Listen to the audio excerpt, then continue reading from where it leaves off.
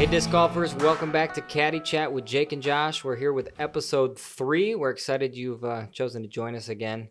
I'm your host, Jacob Arvidsson. This is Josh Wood. And Josh, take us through the podcast goals for those who are joining us for the first time. Yeah, Caddy Chat exists to be the player's podcast. We're here to try to help the player improve, whether that's with disc selection, mental game, or even the how-tos of playing disc golf.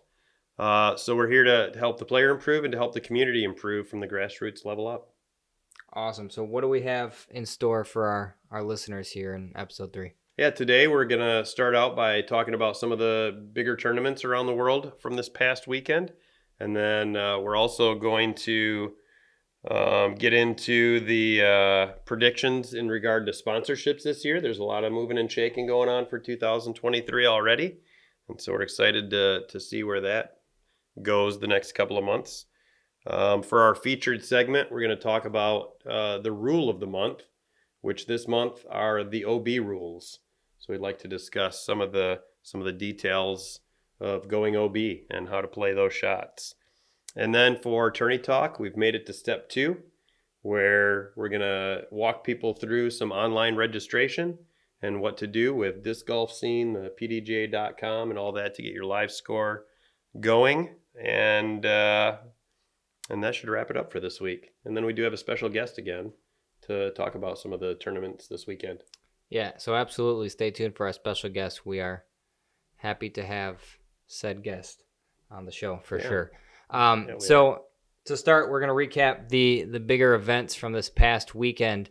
Let's jump overseas to start since there weren't as many quote-unquote big names there. Let's touch on the Australian Open first. What happened there, Josh? Yeah, the Australian Open was the Drew Gibson Open. He really ran away with it. He was shooting hot. A couple of eagles throughout the weekend. He ended up winning with a neg 33, 7 strokes clear of second place. Comfortable. Yeah, we had some noticeable Americans up there in the top 10. Scott Stokely was 4th place, and Nick Hansen tied for 7th place. Yep. So it looked like it was a fun tournament, some nice courses. And from what I could gather, I didn't see any coverage yet. I don't think it's out yet, but the little things I saw here and there, it looks like it was a great event. And everybody had a great time. Yeah. Especially Drew. Yeah, Drew had the best time. Drew had the best time. So also going on overseas was the European All-Stars event. Yes. What happened there, Josh? So that was Jakob Semerad winning 24 down. That was a little bit tighter of a race. There was a 3-way tie for second at 22, just 2 strokes behind Jakob. So a great event that was had there as well. And there was some coverage for that if you want to watch it. Yeah, so go check that out. The biggest event stateside, A tier down in Florida, the Lake County Trailblazer. Lake County Trailblazer. Paul McBeth was there again, and Paul McBeth was dominant again. So yeah, he's got no chill.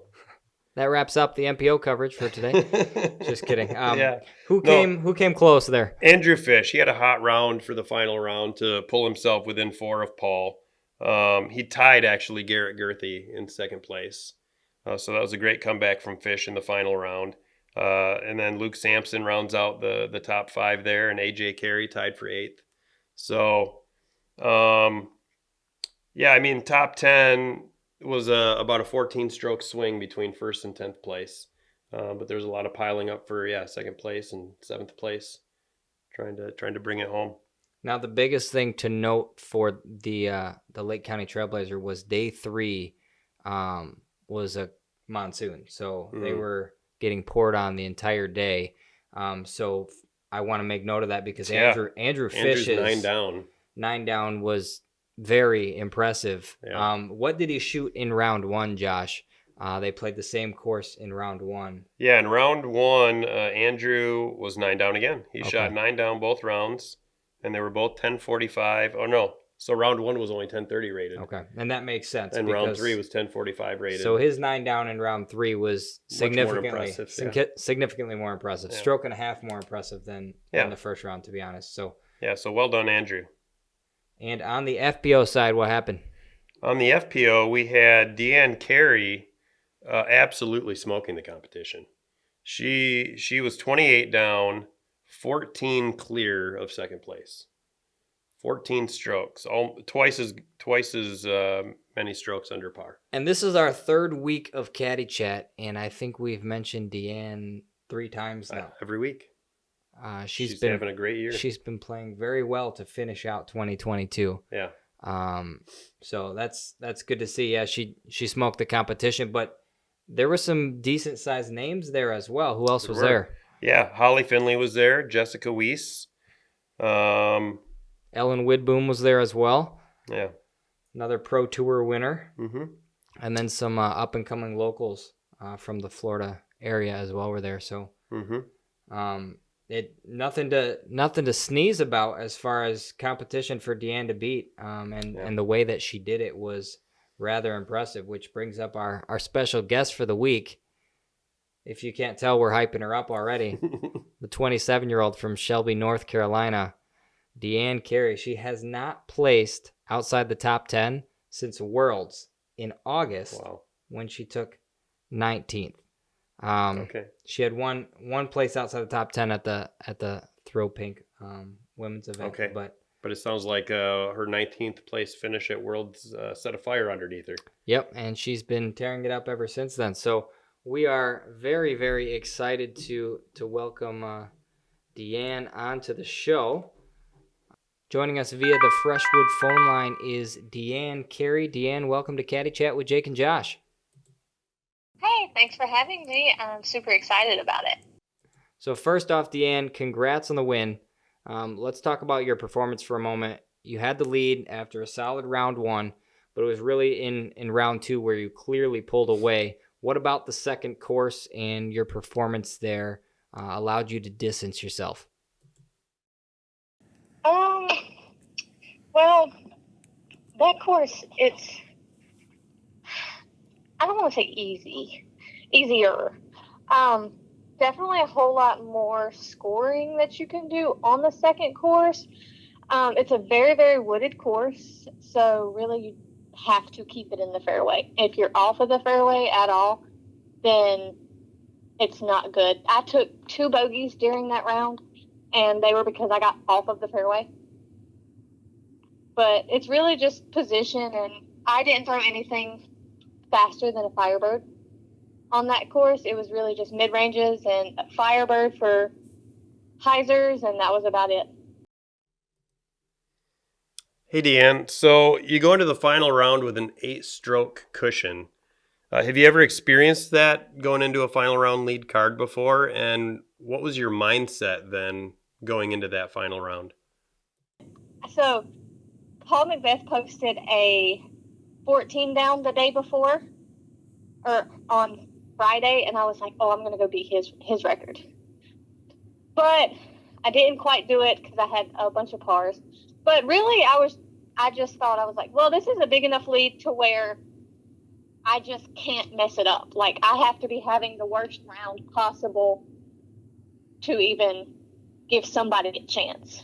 I wasn't really aggressive at all on the last round, especially it was raining the entire round from start to finish.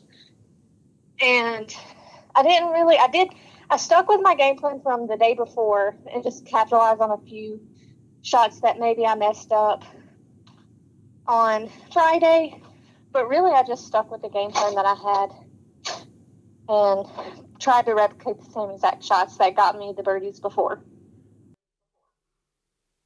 Yeah, sure. It must have been a great feeling being able to go into that final round knowing that it's yours to lose. So this recent run of podium finishes that you've had, what has that done for your confidence going into the 2023 season? Well, last year, so I've been calling this last set of A tiers that I am playing in my revenge tour, because last year at the same exact set of A tiers, I either came in second by 1 or 2 strokes, or I came in second because of a playoff. And so that, I know how I felt last year. At the beginning of this year, from not winning any of those, it was kind of just like, it didn't really do anything for the confidence. But this year, I'm like, okay, well, my game feels really good right now. All I have to do is just continue to work on that part, and then just keep the mental side is what I'm really working on now. So, Deann, the people that want to doubt your recent run of form in being so dominant in the A tiers are going to point to the fact that the top of the FPO field was not present at the last couple events you've played down in Florida. So what do you have to say to those doubters? Well, I won by 14, but that was like, I didn't even give anybody a chance. But I wouldn't say that it's the lack of anybody playing or showing up there, because there were a lot of great golfers that are there. Holly Finley was there, Jessica Weiss, Ellen Whitboom, those are some of the big names that were there at most of the tournaments that I've played in the past. Holly beat me at one of the A tiers that I played that I came in second at. And they have game, and they prove it on tour all year long. And then you got a bunch of up-and-comers like Jordan and Morgan Lenz. They're super good.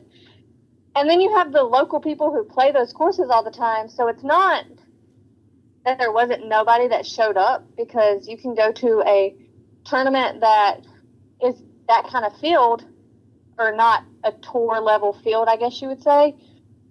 And if your game's not there, you can see yourself at the very bottom of the leaderboard at the end of it. Yep. Yeah, for sure.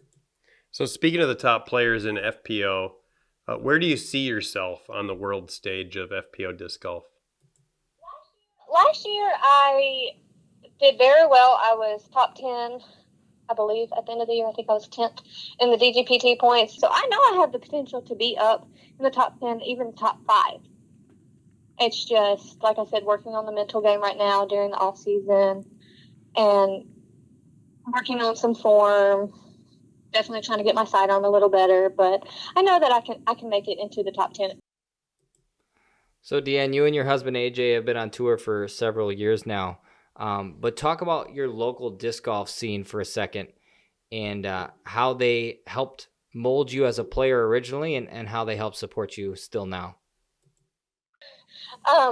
We started playing in the Charlotte Disc Golf Club in Charlotte, North Carolina, and that is one of the biggest clubs that I've ever seen. I think they have over 750 members or something, if I'm not mistaken. Wow. But we had a lot of good mentors growing up in our disc golf career. A lot of the people that I strive to beat and played with all the time was Debbie Scott, which is a local Innova player around that area, and then Elaine King. Those were the biggest people that I played with basically on a weekly basis, that I'm like, well, if I can beat these people, then okay, maybe I can go on the road. I think that's a good assessment. Yeah, if you're beating stars like that, I think that's good reason to go on the road for sure. So moving into 2023, is there a specific tournament or a specific course even that you're most excited to play?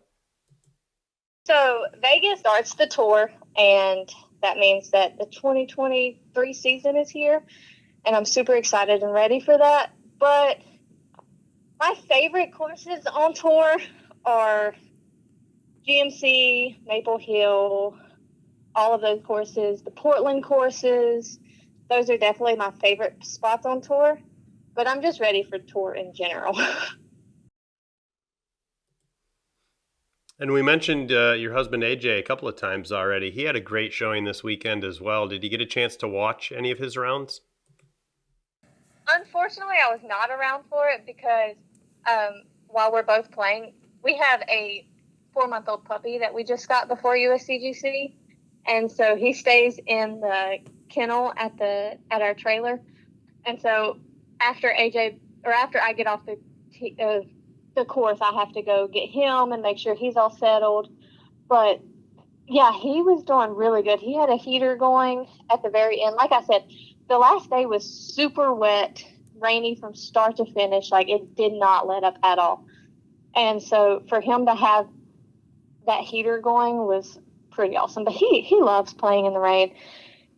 We have me and him have a quote that we say whenever it's raining during tournaments, and we say, be a ducky, because duckies are not bothered by the rain. So we continually tell ourselves just to be a ducky and everything will be okay. Nice. I love it. Well, Deann, thank you so much for joining Caddy Chat with Jake and Josh. Happy Thanksgiving to you and AJ, and we wish you the best of luck at your upcoming Florida A-tiers. It looks like you got 2 more this season, and obviously going into 2023, we look forward to watching you work. I want to give a huge shout out to you for having me on the podcast. Thanks to all of my sponsors and everyone that makes touring possible, and I can't wait to see what happens in 2023. Me too. Absolutely. Yeah, that was rising Innova star, Deann Carey, fresh off an A-tier win at the Lake County Trailblazer in Florida, in Eustis, Florida. And she'll be in action after Thanksgiving weekend at the Chain Hawk Open coming up. And that's down in Gainesville. So more Florida disc golf for you Florida disc golf fans. Yeah, 'tis the season for Florida disc golf. Unfortunately, yes. That's about all we got in the United States right now. Unless you want to play in the snow like us here in Michigan. But like some crazy people. Yeah, I'm sure most people would pass on that offer. So let's jump into the next segment here. We're going to talk about sponsorship movement. Yeah. What's going on the kind of the national and I guess a little bit of world scale. There's a couple of international stars up for sponsorship, but we're kind of just looking at players who their deals are up with their current manufacturer sponsors, and although there might not be a lot of movement, there's still room for speculation, and it's always fun to speculate where we think someone might go and who's going to be the next. Like last year, we had Ricky move over to Dynamic Discs. We had Chris Dickerson come up to Discraft. Mm-hmm. We had our local guy Andrew Marweed go to DGA. So Katrina Allen also went to DGA. So there were some big moves last year. I don't know if we'll be able to top that this year, but you never know. So we look forward to speculating who pops out to you on the list of names that are up for renewal here in coming in 2023. Yeah. So who is on your list? Who's on your short list? Who's on my short list? There's a couple that popped up that stick out to me right away. Aaron Gossage, big name after what he did against Paul at Worlds. He's up after being a part of Team Discraft this year. And Chris Clemens as well. He's kind of been a stalwart as far as dynamic discs goes for quite some time. Yeah. When I think of Chris Clemens, I think of dynamic discs, but his deal is up, so there's room for movement there if he so choose. Corey Ellis and Anthony Barella are the 2 other names that really... Those are interesting ones, yeah. They set the bells ringing in my head a little bit. Anthony Barella is still very young, has a ton of promise. We saw him make a late charge at several Pro Tour events this year. Mm-hmm. And with him, it's just about can he finish the job at one of these big events? Yeah. He's due for a win. It's got to come, right? And so he's on the cusp. Yeah, so whatever company pays him is, I think, going to notch themselves a Pro Tour win this year, to be completely honest with you. Whether that's Innova and he re-ups with Innova, I don't know. Yeah, that makes sense. But that's definitely a big name. And then Corey Ellis, we saw the second half of the season. He was charging for wins just like Barella was, but all the way through the final round. The number of times he came up just short was, I think, 3 times. Yeah. He lost in a playoff. He came in second by a stroke. Mm-hmm. He was all over the leaderboard. We saw at the end there, the last playoff event, MVP Open. He has a chance to potentially win, and unfortunately throws his upshot out of bounds and doesn't even make the playoff. And Simon Lizotte gets his 4th win of the season, but he's right there. He's right there, and he's got all the tools. He's been with Discraft. Will there be movement? If I'm a company, I'm looking at a seasoned veteran like Corey Ellis and thinking, Discraft's got plenty of stars. You're never going to be the top guy at Discraft while Paul Macbeth's there, first of all. while Chris Dickerson's there, second of all. Hmm. And while a big personality like Brody Smith is there, you're kind of going to float to the side, in my opinion. So if I'm Corey Ellis and someone comes knocking with a similar deal to Discraft, Yeah. maybe I take it. Yeah, maybe Lone Star. They've been gobbling people up. They have. And Lone Star has had Chandler Kramer this past season, and he kind of popped off of the European Open, didn't do a whole lot before or after that. But so it seems like a great move for them, though, to get a guy like Corey Ellis. Yes. They just grabbed Nico. Yeah. Now to get somebody like Corey, like you said, who is just on the cusp of some big wins, I think that'd be big for them. The question is, with a guy like Corey Ellis, we're talking about his pedigree proving that he's able to compete at Pro Tour events consistently, and not just pop off randomly. Does Lone Star have the money to pay both him and Nico? Because obviously Nico is a personality. It's a good question. And yes, he's coming off the suspension, but he's still the biggest name that they've got. Yeah. Like, bar none. So they clearly had to pay him a little bit more than they're paying anyone else on their roster right now. Maybe. I would think. Maybe. Maybe I'm wrong. Maybe. I've heard others say that they might have picked him up for quite a steal, just to give him a sponsorship, to help him keep going. With that said, then, maybe they do have some money in the bank to land a Corey Ellis. Who knows? All right. Anyone besides the guys that I named stand out to you, Josh? No, I think you hit all the ones that I was looking at as well. Aaron Gossage, I think, is the biggest one. I'm looking forward to see what happens with him this year, just because of the year that he had. A couple others. I mean, FPO. Is there anybody in the FPO that really strikes a chord with you? You know, Jennifer Allen. She's been around a while. She's still a baller. She struggles on the putting green a little bit, but she can crush the disc. And she can, I mean, just with distance alone, she can clearly win events. She won this past weekend at the Australian Open, small FPO field. While Drew Gibson was torching the field in MPO, she was doing the same in FPO. She can still win on tour. There's no doubt about that. So I would think that somebody's going to be happy to have her. Sure. I don't know if she will leave Innova, but I just have a hard time seeing veterans like her that have been around for a long time, have been with the same company for a long time, it's a big move. Leaving toward the end of their playing career, I guess is how I would phrase it. That's fair. Why would they? At that point, they're on their way out playing wise, and they've probably got, I know she does. She's got a whole family and life established off the course. So it would have to be a pretty big deal then, you think? Yeah. To sway fair. someone like that. As far as FPO goes elsewhere, she's the biggest name on there, FPO wise. Okay. Anyone else? Speculation wise, I guess is where I'm going. Is there anyone that you think is going to make a move? We talked about names that are up for renewal, up for a potential deal, might move. Is there any one of them that you think will move?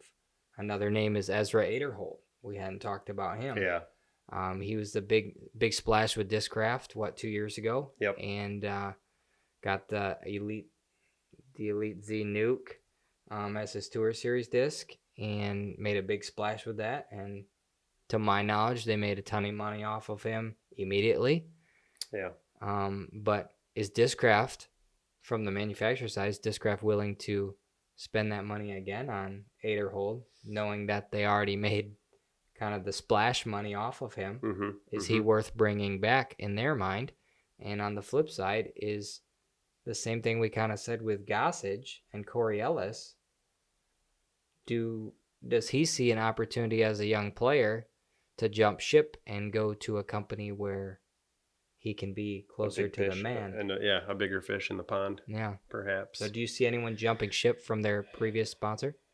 I could see everybody doing it. I don't know. There's nobody that really jumps out. Ezra's a good point. I hadn't thought about him. But Aaron Gossage, again, is the one that I think they would be smart to keep him, but I could see somebody making him a big enough offer to sway him. He's the one I'm looking at most speculatively. And I agree. I think you see Prodigy offering a couple more larger size deals recently. They made their huge push, back in the early 2010s. It got ugly for them. They kind of disappeared under the radar for a little bit, came roaring back, and was that with Kevin and that crew? Yep. And then they lost Chris last year, but they do have Gannon Burr locked up. They've got Isaac Robinson, who's up for renewal as well, but I have a hard time seeing him leaving Prodigy. So maybe that's a landing place for Aderhold. I don't know. We'll see. Yeah. But I think he's one that we could see move as well. We did forget one FPO player. Lisa Fakis is also up for renewal. Okay. She's been with Innova for a while, and I wouldn't consider her top 5, but she's definitely top 10. She's up there, yeah. Yeah, she's a great player. I love her Roadrunners. So any movement from her would be newsworthy, but I don't see her leaving Innova. All right. Personally. Yeah, fair. I don't either, and I hope she doesn't. Am I allowed to have a bias here? Absolutely. Good. I hope she stays with Innova. Until Innova comes in and offers us money for this podcast, I don't think we have to. Okay, good. To cater to anybody. All right, good. That's up to you. But I know you do have an Innova bias, so there's that. Just a little bit. All right, let's jump into our next segment, Rule of the Month. You mentioned it in the preview for tonight's episode. Yes. Yeah, today we're going to be talking about Rule 806, specifically 80602, the OB rules. So what I'd like to do, I don't always like to just read large sections of text on a podcast, but for this I think it's important. I would like to read through just sections D through F real quick, just to give us the general idea of where we're at in the OB section of the rules. We'll throw this graphic up on the screen for you who are watching on YouTube. So read along. Yeah, you can follow along with us. This is a read along. 80602D says a player whose disc is out of bounds receives 1 penalty throw. The player may play the next throw from either the previous lie or a lie designated by a marker placed on the playing surface up to 1 meter away from the point where the disc was last in bounds. Actually, I'll just stop there a second, because this is kind of one of the important cruxes of the rule that I wanted to discuss, because there has been a lot of confusion, I think, this year. This was a change, right? The 180-degree circle. So, yeah, brand new for 2022. So the brand new rule this year was, if you go out of bounds and you're taking your 1 meter relief from the OB line, you can take that in any direction. You have 180 degrees, a little half circle, where you can take that 1 meter from. Juxtapose that to if you're near the OB and you still get a meter relief, that meter relief has to come 1 meter perpendicular to the OB line. Yeah. So you no longer get that. You don't get that freedom unless you want to take a stroke for it, because it's only applicable if you go out of bounds. And so that was one of the big things I wanted to make the differentiation between in regard to the out of bounds rule is when do I come straight out and when do I get that 180 degrees. So you get that 180 degrees if you go out of bounds. And in line with that, we were talking in regard to various reliefs from OB, and Rule 80302, which is talking about relief from obstacles, says a player may elect at any time to take optional relief by declaring their intention to the group. The lie may then be relocated by marking a new lie which is farther from the target and is on the line of play, and then 1 penalty throw is added to the player's score. However, if you went out of bounds and you're taking that relief, you already would have taken your penalty already took the penalty stroke, so it's not an additional penalty stroke. But now the question is, when I take that relief, I can come back as far as I want, right? I could go all the way back past the tee if I wanted to for whatever reason. But the important part of this rule is that when you're taking that optional relief, it has to be in a straight line from the target, from the basket, from the center of the basket through the center of your marker and back to infinity. Which brings up an interesting point. If I went all the way around the world backwards to get back closer to the basket. No, it says I have to be further from the target. Okay, just, sorry, random thought. It's a fair thought. Random and thought. I'm sure they thought about the very smart person who was trying to get around the rules, and that's why it's in there. Yeah, so it specifically says it has to be farther from the target on the line of play. The biggest thing with that 80302 relief edition is the OB still needs to be between, the OB that you threw into still needs to be between you and the basket. So if you're in, like the example we have on the screen on the graphic right now, if I throw out of bounds here over that sidewalk, I can't take relief backwards because there's no, once where that disc cross out of bounds, there's no OB between me and the basket.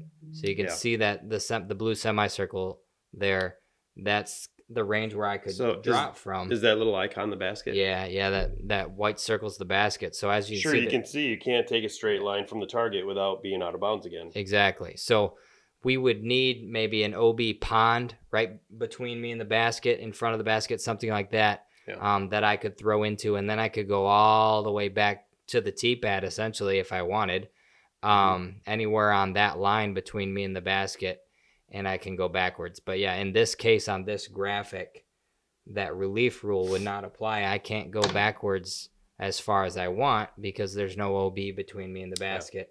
And then to your point, you have to be in line with the basket is the key thing. It's not in line with the tee pad. It's in line with the basket. So if in this case I went in line with the basket as far back as I wanted, I would continue moving out of bounds because that sidewalk denotes the out of bounds, and I would go to infinity out of bounds. Yeah, and the reason I wanted to talk about these two rules specifically, or this one rule, the out of bounds rule, is these are two things that I see come up in tournament play quite often. Yep. And people disagreeing about how they're to play the lie. And I've had people try to take it straight back from the tee pad or straight back to the tee pad for their relief. And that's not the case. It's got to be straight back from the pin, from the basket. And the other one is just that question of, when am I allowed to take it in any direction? Well, it's only if you go out of bounds. If you're just taking relief from the OB, it's got to be perpendicular, which means straight out like a T. The other thing about the 1 meter portion of the rule is you see so many times somebody throws out of bounds. Obviously they're out of bounds. Nobody's questioning that, but they automatically come in and they put 3 feet together, boom, boom, boom, put their marker down. That's their meter. Yes. And that's fine because it's inside of a meter. Yep. So if their feet were smaller, it doesn't really matter 95% of the time because you can take it anywhere on that line within the meter. Mm-hmm. But the number of people whose feet actually 3 feet stacked on top of each other actually equal a meter is very minimal. Yeah. Because 3 feet does not equal a meter. 3 actual feet. So 36 inches does not equal a meter. Correct. And most people's feet isn't 12 inches. Yeah. So most people don't understand that. We live in Dutch country. There's probably a lot of them up here. We got big feet up here. But it's interesting. If you carried a meter stick around in your cart or your bag, for example, I've seen a couple people do it. For me, it's about 3.5 to 3 3/4 steps. I have smaller feet. And so, if you ever see me at the course, I do have a meter stick in my van just to prove this point, because sometimes I'll take those 3 steps and then I'll place my marker, a good 6 inches in front, 6 to 8 inches where I know I'm still safe Yep. within the meter. And people have questioned me, and I'm like, no, I'll go get my meter stick. I'll show you. And that's important because it's kind of a stigma that you step in bounds, you take your 3 steps, and you put your marker down. And if you see someone take 3.5, 4 steps, it seems weird. Yeah, the red flags are going off in your head, and you're like, this guy's cheating, this girl's cheating.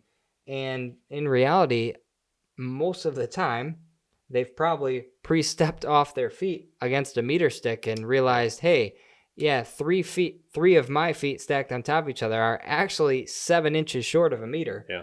And that's a significant difference, especially when you're pushed up against a fence or a rock wall or something like that where your stance is affected. Yeah, so go out, find a meter stick, figure out how many paces it is for you. Stick to it. Take your meter. If you're going to learn one thing on Caddy Chat this week, go step your feet against a meter. Yeah, go buy a meter stick. Not a yardstick. A meter That'll stick. get you in trouble. Yeah, a meter stick. Although you'll still be safe. You'd be safe with a yardstick. Still be safe. Buy a meter stick. Yeah. That's what the rule says. So them's the rules. Anything else to add on? Just, the other thing is anytime you go out of bounds, you also always have the option to throw from the previous lie. To rethrow, yep. Whether that's the tee or maybe you were just in a better position. You're still taking a stroke penalty, mind you. Still taking your stroke, but maybe you've got a better shot from there. I've seen that before where, going out of bounds might cost you 2 or 3 strokes. Yeah. And it might be better to just re-tee or rethrow from your previous lie. That's always an option. But only an option if you go OB. And the other thing is a lot of people think once that marker is picked up, you're toast. But, if you throw from 200 feet away and you get up your disc OB and you realize, yeah, I'm in a really bad spot, it's the card can determine where that marker was. Mm-hmm. It just has to be a card decision. You're not getting stroked for that. So that's another point that a lot of people don't realize. They just assume, I picked my marker up, I'm stuck. Too late. Yep. I got to take this OB stroke and take my meter in where it went out. That's not necessarily the case. Yeah, good point. Good stuff. All right, that wraps up Rule of the Month. Out of Bounds, 80602. Go look it up in the rule book if you need to, or just pull up our podcast every time you have a question, and we'll help you over and over and over again, saying the same exact things. If you listen to the same one over and over, Yes. It doesn't change. Nope. All right, Tourney Talk. Tourney Talk. Step 2, running a tournament. Yeah. So, online registration. Yeah. So where do you start when you do a tournament, Jake? Do you like to start on UDisc? Do you like to start on Disc Golf Scene or PDGA.com? I generally start on Disc Golf Scene, mainly because that's the second step, like we talked about for me, of double checking the open dates. Oh, yeah. So PDGA is the first thing I check for a sanctioned event. Then I go roll into Disc Golf Scene to check that, because if there's an unsanctioned event that's not listed on the PDGA site, it's going to be on Disc Golf Scene more than likely. So that's what I check second. And so once I've nailed that down, I'm already on Disc Golf Scene. So that's generally where I start. And that's, I think, important for me because I'm very pro getting information out there on the about section. Like, here's how this tournament's going to look. Here's what you can expect. Here's the projected payouts, even projected player packs. Here's who's sponsoring it. Here's how much money they've put in so far. X, Y, and Z. And schedule times is another big thing. Like, here's when check-in is. Here's when first round tee-off is. Here's the expected time we expect to wrap up. That's something I personally pride myself on, getting people off the course and finished with the tournament and paid out midway through the afternoon so they can still enjoy the rest of their day. And that's something that can be denoted on a schedule. Mm-hmm. That's why I start on Disc Golf Scene personally, but I know you're a big UDisc guy and you like to lead from there. I do, and it really depends there if I'm doing a league or a tournament. It's going to be a little different. Because I agree with you, going to Disc Golf Scene and getting all that information out there, making sure you're not interfering with other things. When I'm doing a tournament, UDisc is actually the last thing I do. So I agree, going to Disc Golf Scene and getting all that information out there is extremely important. So you go to Disc Golf Scene, you're going to set up a tournament. The first thing you do is scroll all the way to the bottom of the page, unless you've got it linked or bookmarked. That'd be a good thing to do. But you just click on all the way at the bottom. It says add a new tournament, add a new league, add a new club, add a new course. So you click on add a new tournament. And it's important to denote, in order to run a tournament, you actually have to have a club. Yes. So setting up a club might be step 1. That's true. Yeah, you and I look over that because we already have a club. Yeah. But I remember the first time I went to set up a tournament, and I could not do it because I did not have a club associated with that tournament. Yeah, so I made one up. I made up a club, but you shouldn't do that. Probably. And that's how Josh Wood's club was born. That's right. Freshwood, baby. So yeah, you have to use a club because one of the first things they're going to ask you on the setup page is what club is taking care of this tournament? What club is this tournament being run by? And that's important for people that are browsing disc golf scene in particular. You can see the club name attached to it. And some clubs have, I mean, I'm sure in your guys' area it's the same deal. I mean, some clubs have higher respect levels. Yeah, good reputation for running tournaments. Some people don't have a great reputation for running tournaments. Or just straight prominence. Have you heard of this club? Have you not? Yeah. That's a big part of that too. So if you don't have a club of your own and you need one associated with your tournament to set some up on UDisc, maybe start by contacting your local club that has a good reputation. Yeah, and it goes back to what we said last week. One of the first steps is talking to the people that take care of that course. Yep. If you're planning on running a tournament at that course, it would be a good idea to talk to them if you don't have a club. Yep. And probably attach their club to the tournament. It's probably the best bet. And they could probably help you with all the nitty-gritty that we're going to try to help you with as well in a hands-on way. So you get to that page, you start a new tournament, and the first section is asking what's the tournament name, what are the dates, how long is it going to be, what's the format, so are you going to run a singles tournament or a doubles tournament, and where's the location. One of the big questions is it going to be, are you going to have it open to professionals and amateurs? Yep. Or is it going to be professional only, or is it going to be an amateur only? We ran into a situation last year where we wanted to run a tournament at Winstrom, and talking to Mark Stevens and looking at locations, we found out that one of the bigger names in Michigan was running a sanctioned amateur event within 75 miles of us. Yep. And so we had to work out between our state director and that tournament director a special deal where we were allowed to sanction the professional side of the tournament. Because he was only running AM. Because he was only sanctioning the amateurs, but we could not sanction the amateur side of the tournament. And so those are the types of things you need to figure out.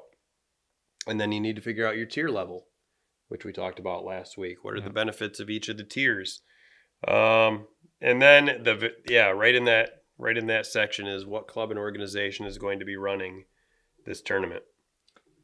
And then next up is setting up the online registration payment stuff. Disc Golf Scene is connected very well with PayPal. They actually have a very smooth system. You plug in your PayPal account information, and any registrations from once you hit complete on the Disc Golf Scene setup, any registration fees go to your PayPal account, and Disc Golf Scene sets it up very nicely where the PDGA fees that get attached, the taxes and the fees that get attached, you can select an option on the registration page to have those not come to your own PayPal account so that the players are paying them separately and they get split before you ever see them. Yeah. So that smooth you don't accounting. Yeah, you don't have to deal with extra burdens. Yes. Especially for most tournament directors that are volunteering their time. Yep. Any time saved is good, and especially when it's related to money, that's even better. Oh yeah. Take that out of your hands. You set up registration opening and closing time. So if you're proactive, like a lot of tournament directors are, and you've got your tournament up on Disc Golf Scene's site 4 months before it happens so that people can scroll and see that it's coming up. Just because it's up there doesn't mean the registration has to be open. If you don't want to deal with the financials, schedule. Yeah. But if you don't want to deal with the financials until 2 months before, Yep. you don't have to open the registration until 2 months before, and then you can set whatever day you want on that. I mean, it can be 4 or 5 months in advance, or it can be a week in advance if you wanted. Yeah. And then you have the same power on when you close it down. I mean, you can keep it open till the morning of. You can close it a week before. Yeah. It's really up to you, but the flexibility on there is really nice. Yeah, they've done a lot of good in the last 5 or so years. Absolutely. Updating disc golf scene to flow really well with tournament setup and leagues. They do a great job. And so once you have all that figured out, so now we know what our tournament's going to be called. We know where it's going to be held. We know what club is running it. We've got the dates. We know what tier we're running, and we know whether or not we've got professionals or amateurs. So now there's one part of disc golf scene that I actually find a little tedious, is going through every single available division and deciding if it's going to exist, if it's going to be in your tournament, yeah. if you're going to have them all, and how much are you going to charge for each one, because those are all separate input boxes here. Well, because the big divisions that everybody thinks about, I mean, you got MPO, FPO. Yeah. And you've got AM 1, 2, 3. The amateur divisions. For male and female, yeah. Yep. But nobody, well, not nobody, but a lot of times you forget that, or you lump together in your head the age protected divisions. You think, oh, FP 40 and MP 40, and that's your age protected. Right. But I mean, there's 40, there's 50, there's 55, 60, there's 60, 65, and it goes up by increments 80. of 5 years. Yeah. For both MPO and FPO.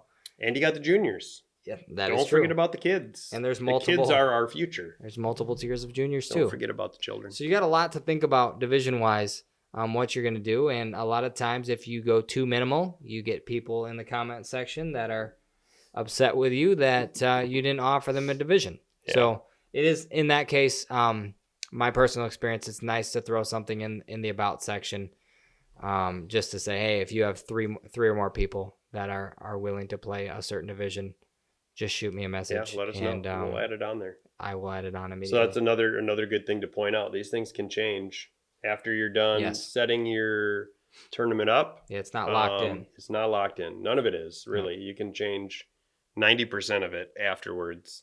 So yeah, you got a group of guys that are over 60 that come up and say, hey, we want to play. Can we get an MA 60 division? Mm-hmm. Yeah, we can. We can do that. Absolutely. Yeah. And then that's it. So then at the bottom, there's a big service agreement that you have to click that you read. Yep. And then you hit register tournament. And then Pete at Disc Golf Scene goes through and he double checks it. And I've never had one not get approved. Nope. And he's very quick. So your tournament should be approved very quickly and should be up. And then anybody in the world can see it, which is fantastic. And then from there, if you've chosen to sanction your event, you got to jump over to the PDGA site. Yep. And assuming that you've contacted your state coordinator, like we went over in step 1 last week, you go to the PDGA site and you apply for sanctioning. Yes. And there is a PDGA event sanctioning agreement that you have to read and agree to. And it's not super tedious. It's not. You fill out your name, your email, a couple of personal things like an address, phone number. But other than that, you pick the classification of your tournament, whether it's amateur, pro, pro-am. You specify the dates, you specify the location, and you click like 2 insurance questions if you need insurance or not. A lot of times people don't need insurance. It's more of if the township or the park requires it, or it's a private course. Yeah, that too. But I haven't run into a whole lot of issues with that personally. And then from there, you put in the information of the tournament director, which is generally yourself if you're the one typing in that information anyway. And then you go to the payment page and they charge you some money for the tournament to be sanctioned. Which is what, $25, correct? For leagues. That's leagues. Yeah, 50s for the low level tournament. Okay. For the C tier. So it's not super expensive either, and you can just factor that in. But that's why, you have that stuff ahead of time. That's why you do all that planning before you set it up, because you're going to factor that into your entry fees. Yep. Yeah, so the PDJ side of sanctioning tiering is rather simple. Yes.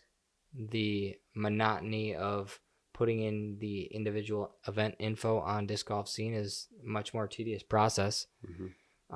Very important, but much more tedious process. So the PDGA side is rather easy. And then from there, you can do the same thing on UDisc. Usually. If you want, and connect it to PDGA there. Yep. And then going back to Disc Golf Scene, they have a nice link once your tournament is set up on the settings page for the tournament director on Disc Golf Scene. You can click connect to PDGA. And PDGA, once you have registered and paid your fee, they will have sent you a code, and you just type in that code in the box provided, and it's super easy. The way that syncs together, if you're doing a sanctioned tournament and you link it to the PDGA website, I'll bet you it takes half of your busy work, the paperwork of transcribing, entering scores, and all this stuff out of the equation. Because if you do that manually on the PDGA site, it's a pain. Yes, it is. I've done it, and it is not fun. Nope. So yeah, just use Disc Golf Scene would be our strong recommendation. Absolutely. Link the two together. Let them do the work for you. Yes, they've got algorithms for that. And say thank you very much and move on to your next day. Yeah, exactly. Anything else to add for step 2, setting up a tournament, Josh? I did want to talk about UDisc. If you do want to set it up there, it really is extremely easy to set stuff up in UDisc when you're setting up a new event. The reason that we can't delve into that too much this time is because UDisc event beta is in a little holding pattern right now. So you actually can't create a new tournament right now on UDisc. Unless you know somebody, I guess. Which we do know some people. One of us might know some people. We might know some people. But right now you can't do that. But if you were to do that, it was udisc.com/event/add. And much like Disc Golf Scene, it's a form to fill out. Much easier, much quicker. And they usually get those approved within 24 hours as well. And I strongly suspect they will have a non-beta version here in the near future. Absolutely. And it'll be available to anybody. And just like all of UDisc platforms, they seem to run pretty well. Very well for the most Very part. Well. Okay. I mean, more like graphically smooth. Yes. They're crispy. They look clean. Great leaderboard action. Yeah, they're easy to understand. Yep. And appreciate. So. Yeah. Yeah, that wraps up. There you go. Yeah. That wraps up Tourney Talk. Disc Golf Scene, PDGA.com, UDisc. Takes a little bit of work, but it's definitely worth doing if you want to get all your ducks in a row for the tournament, and definitely is step 2 to setting up a tournament because you need to have the registration available for people to sign up for your event. Yeah. So, and the more you do it, you do it 2 or 3 times. It's really not that difficult. Repetition. That first time is going to be rough. Bring a friend. Caddy chat recommendation: bring a friend. All right, so that wraps up Tourney Talk. Little teaser for next week's episode. We're going to preview the Carolina Clash, which is in 2 weeks from now. Yes. As well as December 2 to 4, I believe. Yes. Yep. As well as the Chain Hawk Open down in Florida. Yep. Nothing major going on over Thanksgiving weekend, so nothing to recap next Wednesday for us, but we'll preview the upcoming A tiers for you. Maybe we can talk about our annual Black Friday Dubs event and how that went. Sure, we can do that. But we'll also be doing step 3 of Tourney Talk. We'll be going over some financial sponsorship, marketing stuff, initial promotion of the event, how to do that, how to go about finding sponsors, that kind of thing. And I'm deal. looking forward to that because you are the king of sponsorships, and I am not very good at it. So I can't wait to glean some wisdom from you on how to get good sponsors. So hopefully we'll be able to give you some good tips there, because sponsors take your event from here to here. So we look forward to talking about that with you guys. Other than that, as always, please leave something in the comments below. Let us know how we're doing, if you like it, if you don't, the podcast in general, but also, and more importantly, give us your thoughts on Tourney Talk. Yeah. Or if you have any questions about anything we said today, if we confused you, which we may give us a chance to clarify. It's possible. Leave a comment. Let us know. And give Deann Carey a shout out. Thanks for coming on the show and Congrats again, Deann. Continue to tear it up. She's balling, so we like to see that. Yeah. Other than that, happy Thanksgiving, everybody. Enjoy your holiday weekend, and Josh and I will see you next week. Yeah, we'll see you next time. And until then, keep your head in the game.